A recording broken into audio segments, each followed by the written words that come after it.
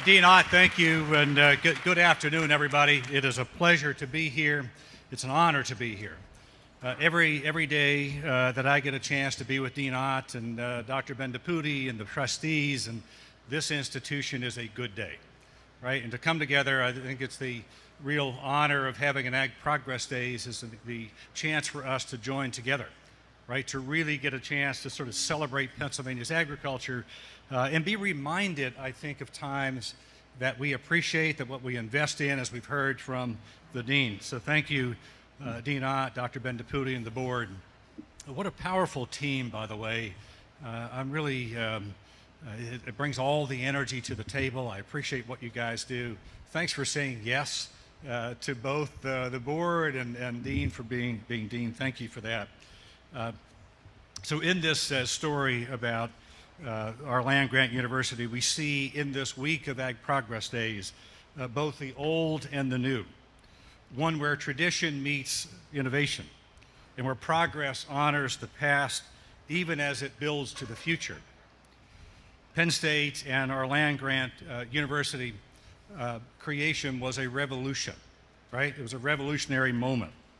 It was a promise to bring education, research, outreach directly to the people who feed our nation, to our farmers and families and communities. It was a promise of practical knowledge and practical needs. And today that mission lives on. And I would say it is more important than ever. While it looks different than it did in 1862, the core values are the same. Respect for the land, commitment to community, and dedication to nourishing people. We see these values in the faces of the young farmers learning new techniques at the student farm just a few miles away, in the hands of the researchers who are on these grounds, or at the Fruit Research Center and the Grape Research Centers in Erie. They're demonstrating the research in action. We saw it in a barn in Lawrence County, where farmers told us what a Western lab would mean for their operations and their future. On a farm in Lithuania, where Penn State's global reach shared insights on innovation. And I'm pleased we've got a Lithuanian, our delegation here today. Where's Mandagas? Right? All the way from Lithuania. We see it at the Lion Pantry, where student volunteers make sure that their peers are fed and cared for. And in the vision of producers adopting sustainable practices, anchored in science that protect their land and their livelihood. So today we stand in the center of Pennsylvania's agricultural landscape and at the heart of our land-grant university story. Let's honor how far we've come and the commitment to how far we are ready to go. Because the land-grant mission is not just a piece of history. It is a living promise. A promise that we will keep learning, keep sharing, keep showing up for each other. A promise that Pennsylvania agriculture will continue to lead by blending the wisdom of the past with the technology of tomorrow. A promise that we will grow not just crops, but communities, and not just profits, but people, and not just yields, but opportunity for every farmer, every food business, every rural town, and every neighborhood connected by agriculture's reach. And there's no one who is more committed to keeping that promise than Governor Shapiro, a leader who has shown up for farmers every time, who listens very carefully and intently, who invests, who believes, as we do, that when agriculture is strong, Pennsylvania is strong. It's my honor to introduce a governor who understands the power of innovation and tradition, who has made agriculture a centerpiece of his vision for Pennsylvania's future, and who is working every day to turn that promise into action. Please join me in welcoming Governor Shapiro.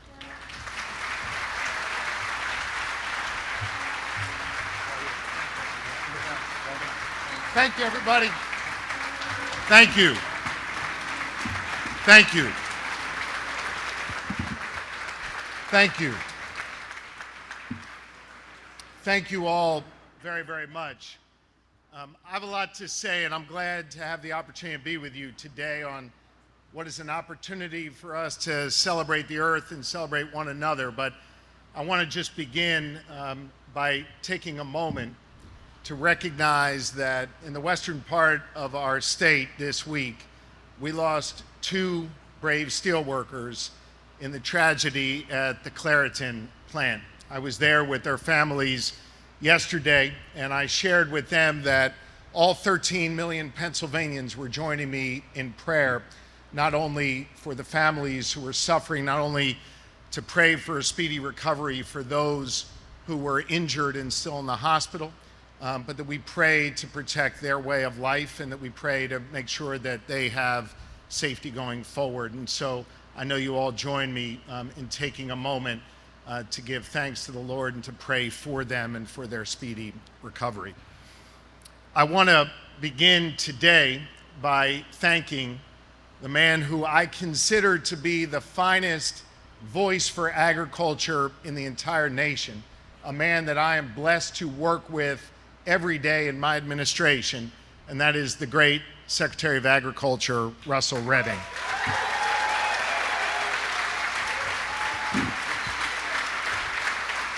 It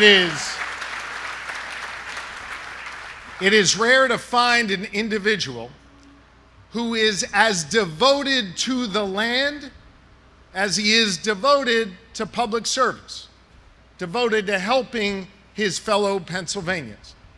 Secretary Redding has been threatening to retire for like the last 30 years. I think we can all join together in agreeing that he's got to have at least 30 more in front of him, and we are all better off for his service. Thank you, Mr. Secretary. And I must say, it is great to be back here at Ag Progress Days to see all of the incredible innovation and to see it through the prism of the Penn State University. And I must say, to be here with my good friend, the president of Penn State, Neely Bendapudi, is a special privilege. Thank you for all you do. We appreciate you. Neely, you need to know this because you see Neely here at this setting. You got the ag pin on, right? Okay. She wears that ag pin even behind your backs, okay? She wears it wherever she goes. She is a partner of mine in making progress on so many different fronts. I'm going to talk more about the integral role Penn State plays in our economy, but just know we are blessed to have Neely Bendapudi at the helm of Penn State together with Dean Troy Ott. So we thank you very, very much for your leadership here. I also want to acknowledge some of the leaders who are with us. We have members of our federal delegation, our congressional delegation. We have county commissioners, from Mark Higgins here in Center County to all across our great Commonwealth. Secretary Walker from my administration joins us, and I want to just single out, I know we have members of the legislature here, 4 particular leaders who join us. Senators Vogel and Schwank, who lead the Agriculture Committee in the Senate, and Representative Pashinsky and Mao, who lead the Agriculture Committee in the House. We thank them all for their leadership. Thank you. You know, I talk all the time in places all across this Commonwealth, on our farmlands and in our skyscrapers, about the importance of agriculture here in our Commonwealth, about its role in the traditions and the heritage of this great Commonwealth.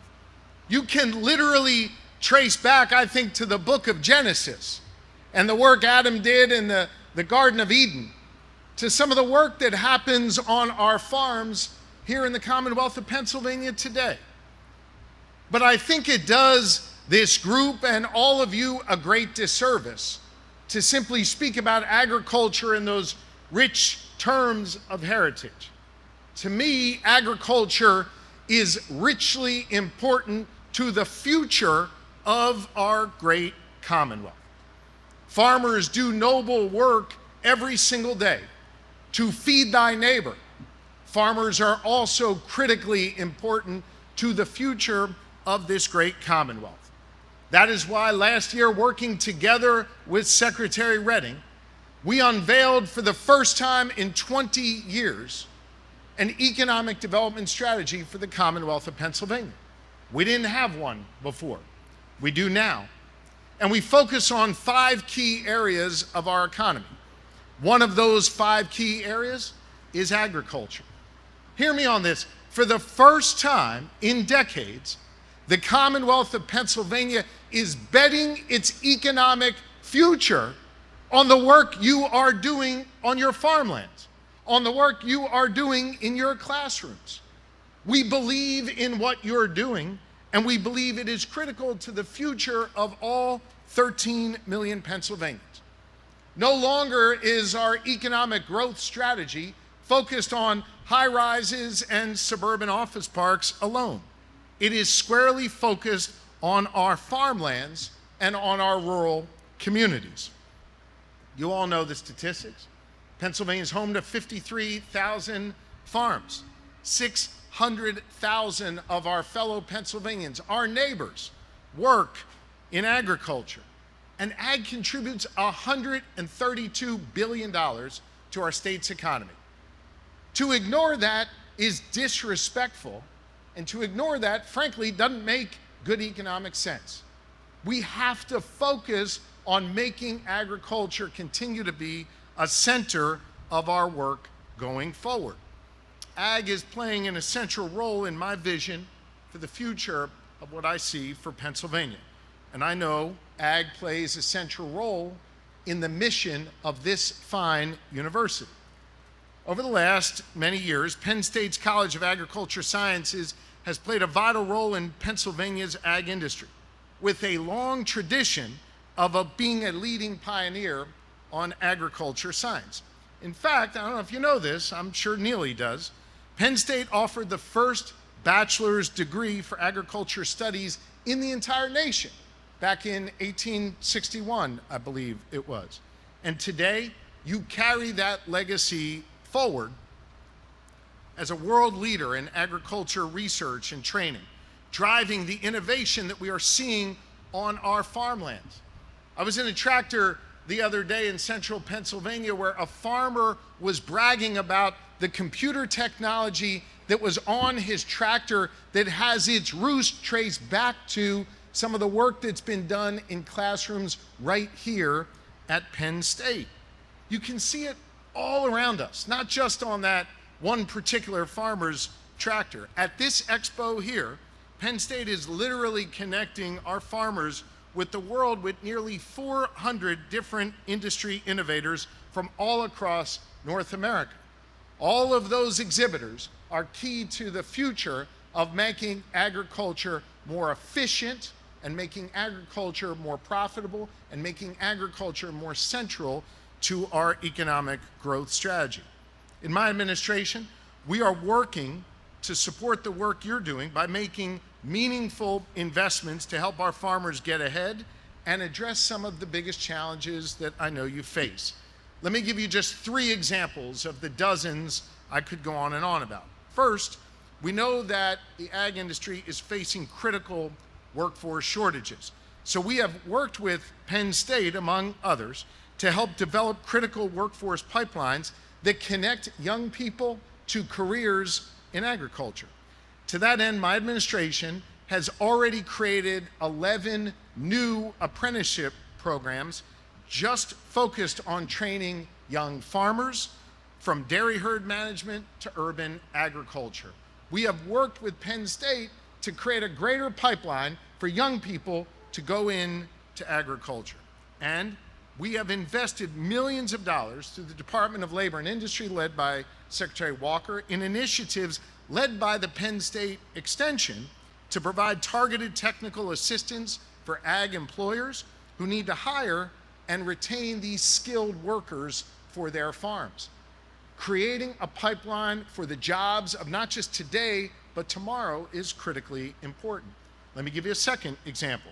We have funded ACAP, the Agriculture Conservation Assistance Program, with $35 million to help farmers take care of their resources, improve their water quality, and adopt sustainable practices. That has been a priority of Penn State, and we've worked together to make that investment. I know that farmers are amongst the most dedicated conservationists in this entire Commonwealth, and indeed across the country. And you are proving that, and we're going to make these investments. And let me just give you a third quick example. We have strengthened our research partnership with Penn State, partnering with them to open up a new Western lab at Penn State Beaver. We are going to now be able to finally expand our testing capacity and help mitigate future outbreaks, future diseases, something I know folks talked about in the Capitol for years and years and years. We came together on a bipartisan basis to get it done, and working with Penn State, we are going to have a state-of-the-art lab. In addition to that, we are creating a new Center for Plant Excellence housed right here at Penn State to help drive the new research we need, the innovation we need, and the business growth in our growing green industry. These are just 3 examples of how we have been able to partner with Penn State in order to move ag innovation forward. Because listen, if we really want to lead, we've got to take advantage of the resources and the know-how that we have right here in the Commonwealth of Pennsylvania. And that includes the valuable work happening right here at Penn State University. But we also can't stop there. I have heard loud and clear from our farmers, we need to invest real capital into helping them grow, and we need to make sure that they have the latest technologies in their hands. We need to help them increase output by putting those technologies, like I talked about before, on our tractors and in the hands of our farmers. So last year, we came together, Democrat and Republican alike. And I think it's important for folks in this room to understand we're one of the only states in the nation with a divided legislature, a Senate led by Republicans, a House led by Democrats. And so when we make these kinds of investments in agriculture, it is done with my vision and on a bipartisan basis, people coming together to get that done. And last year is a great example of that. We became the first state in the nation with the new Agriculture Innovation Fund to put these latest technologies into the hands of our farmers. We seeded it with $10 million. And I think it is important for you to know that all $10 million has made its way into farms across Pennsylvania. Under Secretary Redding's leadership, we had 88 awardees in 45 different counties, accounting for all $10 million driven out across Pennsylvania. And I heard loud and clear from Chris Hoffman and everybody else on our farms that they want more. Chris always wants more, and we're happy to try and oblige, right?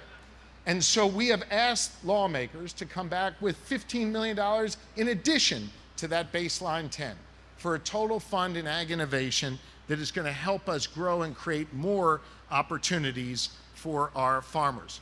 But listen, driving out dollars, that's only part of the equation. It's only part of our responsibility to help our farmers going forward. We know we need to move at the speed of farming and at the speed of business in order to keep up with you. Farmers work a long and tough day. You should count on a state government that is working just as hard for you. And that means a state government that gets stuff done and moves quickly to get you answers. I am proud of the fact that we are working now collaboratively in our state government across all different agencies to streamline all of our permits, our licenses, and our applications to make state government a help, not a hindrance, to our farmers. And boy, oh boy, have we made real progress. Pennsylvania went from the bottom of the pack in the nation when it came to permitting times, and now we are leaders in the nation. Heck, I even chair a bipartisan committee of governors focusing on now Pennsylvania being a national model for how to do permitting for our farmers and our businesses and how to get it done quickly. Let me give you just one example of that. At the Department of Agriculture, one of the most important permits they have to issue is the Food Establishment Registration Permit. The processing time used to take 20 days to get that permit. That's how long it took the day Secretary Redding and I got sworn in, 20 days. Now you're getting it in under 3 days. We have decreased that permit time by 85%, and that is just one example of the more than 2,400 permits we issue across Pennsylvania. Since I took office, the Department of Agriculture under Secretary Redding's leadership has processed nearly 77,000 permits just in that one agency alone. And hear me on this, they have processed those 77,000 permits in saving 70% of the time it used to take. They have cut down on the wait time by 70%. We are so confident in our ability to deliver a government that is responsive and quick. We're now, I think, the only state in the nation where we will give you a money-back guarantee on your permit. If we tell you it's going to take 14 days to get a permit, and we get to day 15, we will issue you a money-back guarantee. We have issued hundreds of thousands of permits over just the last 18 months since that money-back guarantee has been in place. And we've only had to issue 5 refunds during that time. And by the way, of the 77,000 permits Secretary Redding processed at the Department of Agriculture, they only had to issue 1 refund. They are moving at the speed of farmers. They are moving at the speed of business. Pennsylvania is moving again. I know you were demanding speed, and we now have delivered speed to you through these reforms. We are going to continue to have our farmers' backs. We're going to continue to back agriculture as central to Pennsylvania's economy and our growth strategy. But I know that for the rich tradition and history we have, for all of the investments and the changes and the speed that we've brought in during just my 2.5 years as your governor, I know that you face continued challenges today. I know that tariffs are having a negative impact. I know that markets are closing and prices are going up as a result of it. We saw how devastating those tariffs were to the hardwoods industry here in Pennsylvania the last go-around. You remember what happened. Back in 2018, the hardwoods industry lost $1 billion in sales as a result of those tariffs, and Pennsylvania was especially hard hit. I'm worried about these new tariffs. I know you are too. We've had conversations on your farms about it. I also know that you're worried about workforce issues on your farms with the uncertainty that has been created there. But I want you to know that even with all the noise out there, even with all those challenges, you've got a friend in my administration. We are going to continue to work with you to help you through these challenges. We're going to continue to make government move speedily.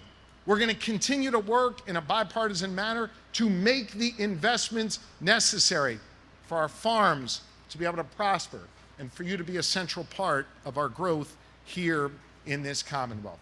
I take the work you do very seriously. I take the challenges that you face very seriously. I believe Pennsylvania agriculture is the best, not just in the nation, but in the entire world. And I believe it is our job to work together with you to give you every resource you need to be able to survive and to be able to thrive. I want to thank you for the noble work you do every day for our fellow Pennsylvanians, for feeding those who are hungry, for showing people the value of a hard day's work, for showing them the pride that comes from the earth and the land here in our Commonwealth, for showing them the nexus between the classrooms at Penn State and the work that farmers do when they're on their hands and knees on the land. Together, we're going to continue to grow Pennsylvania. Together, we're going to continue to improve agriculture. And together, I know Pennsylvania is on the rise thanks to all of you. God bless you all very, very much. Thank you very much for having me. Appreciate you. Thank you. Thank you. Thank you very much. Hey, Will. So let me say a few words, and then I'm going to ask Dave if he'll take the first question. Usually I would ask Tom, but I think Dave is our veteran here. Let me just say, it is great to be back here. I think this is one of the most extraordinary displays of agriculture and ag innovation in the entire country. And we're incredibly proud of the nexus between those who work on our farms, those who educate the next generation here at Penn State, and the policies that we work on in Harrisburg, in our state, to support farming and support agriculture across the board. Really privileged to be here today with the greatest agriculture secretary in the country, Secretary Russell Redding, who has had a hand in how we've developed ag for many decades. And I believe that the future of our growth strategy here in the Commonwealth of Pennsylvania runs right through our farmland. So it's good to be here. I know you all probably have a bunch of questions. With your permission, I'm going to start with Dave, and then we'll see whatever else anybody's got. Dave, what's on your mind? Well, first of all, thank you for coming. Of course. It's And, good to be back. Yeah, good for me to be back too. Yeah, you're looking good, man. God Yeah. bless you. Well, of course, Penn State is our land-grant college. So important to us. And when you see the rest of the country, some of the problems that are out there, I talk to farmers out in the western part of the country, not here in Pennsylvania, but other states. Yeah. And I'm worried about the apple pickers. I'm worried about a lot of people. And agriculture is our number one industry, and we want to keep it strong. There's no question. Look, and I think if you think about the future of agriculture, you've got to invest in the workforce of not only today, but tomorrow as well. Part of that is done on a campus like Penn State, which is the premier agriculture college in the entire nation, and we invest there. But you also have to invest in the next generation of farmer, those who are working with dairy herd and others. And so that's why we've dramatically increased our investments in apprenticeship programs, in VOTEC. Typically people would think VOTEC would learn to be a welder or plumber, two critically important industries. But we've expanded that to include more as it relates to agriculture and farming. And so whether you're in the 9th or 10th grade, or whether you're a student here at Penn State, we are investing to draw you into a career in agriculture. And we think that is really, really important. Absolutely. Coach, you and Russell make a great team. Sure do. I'm Honored to grateful. do it. Thank you. Governor, Thank you. After weeks of negotiations, how frustrating is two sides are still this far apart with budget negotiations? I would not say that we're far apart. I spent a good bit of time last night with the leader of the Democratic caucus, and I spent 2 hours this morning with the Senate Republican leader, Senator Pittman. We're making progress. I actually thought that the move yesterday in the Senate brought us closer, because what it did was it made clear that the Senate is committed to funding mass transit, which has been a priority of mine. So I thought we took a step forward. We have a clear direction where we all need to go, and we're working hard to get it done. What's it going to take to get it done? We're going to continue to work hard, work honestly, work respectfully to get it done. but your office called the transit proposal they passed unserious, I believe. And my question to you is, why can't that money be used to fund the capital budget stuff? If it's not encumbered yet, why not be able to use it? I thought that what the Senate did yesterday moved the process forward. Everybody's committed to roughly the same number I put forth, about $300 million in funding for transit. I'm also committed to funding roads and bridges at the same time. We've had some really good, honest dialogue over the last 24 hours. I'm confident we're going to get there. Where's Snow Games? I'm not going to negotiate the specifics of our budget here through you.